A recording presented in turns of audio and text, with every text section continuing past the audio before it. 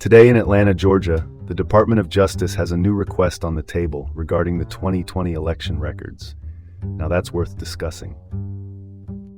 I'm Dean Bark. Welcome to the City Report with Dean Bark, covering the news around Atlanta. All right, let's dive in. First up, the U.S. Department of Justice has requested Fulton County's 2020 election records as part of ongoing scrutiny. Now, Assistant Attorney General Harmeet Dillon sent this request recently. You might wonder why the DOJ is focusing on this again, especially after previous investigations found no evidence of fraud. The 2020 presidential election results have been a contentious issue here in Georgia. Despite Joe Biden's victory being confirmed by not one but two recounts, there's, still this lingering scrutiny. The federal intervention was requested by Georgia's state election board to ensure compliance with federal law. Still, it feels like we're stuck in a time loop, doesn't it? Despite repeated confirmations of Biden's win, the persistence of these claims suggests a troubling inability to move forward. The continued scrutiny highlights the deep political divides, and let's be honest, the impact of misinformation. Well, that's the story right there. Moving on, Atlanta polls will remain open until 8 p.m. on Election Day after a legal battle. Let's cut to the chase on this one. Atlanta took Fulton and DeKalb counties to court over this issue.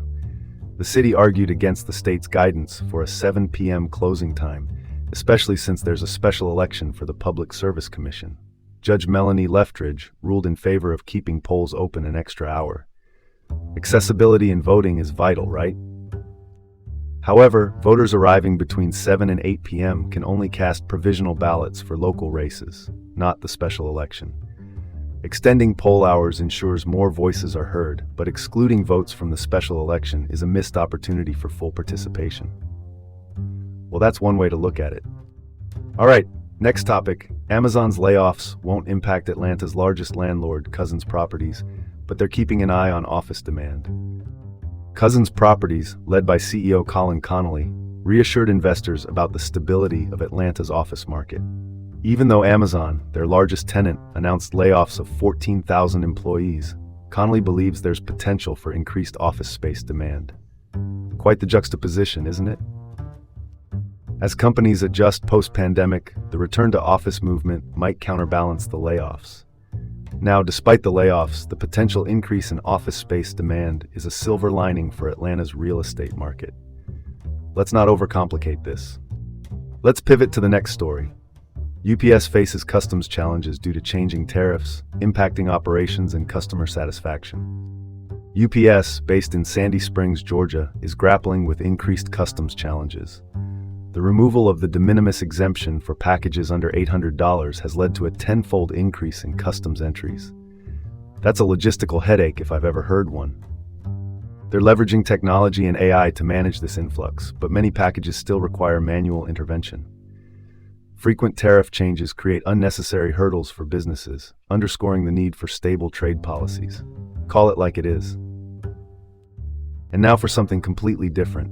Mackenzie Scott donates $38 million each to Spelman College and Clark Atlanta University.